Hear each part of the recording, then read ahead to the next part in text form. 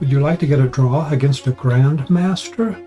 Well, it's extremely unlikely that you'll ever get into this position or one very similar to it against anyone in your lifetime, but just for the sake of theory, let's see what would happen if you had a rook and your opponent was a grandmaster and had a queen. Most grandmasters do not know the key to this particular variation of the queen versus rook endgame. But here's the best move for white. This is the move that is most likely to win, and here's the solution for black to do the best he can in defense. If you were having the black pieces, you have the rook. You move the rook to the other side on the opposite color square as your opponent's king. In other words, your rook now moves to a white square, and the white king is on the dark square. See what happened when the queen moved here before?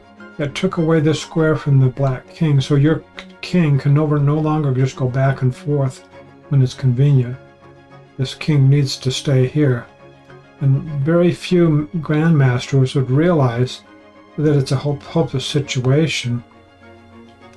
Queen moves here, the king just simply moves here, and if the queen just goes over here, attacks the rook, for example, the rook just moves over here to a square of the opposite color, a light colored square, as attacking kings, which is on the dark color square now. And it can just go back and forth, back and forth. So it's just queen comes here, perhaps, and the rook just comes to an opposite color square.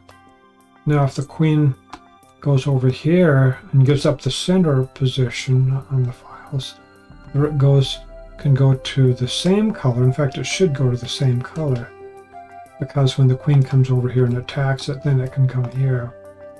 And then not there, because the queen would fork, but on the other side to the white color square. You don't want to have the rook over here where the queen just gets a fork really quickly.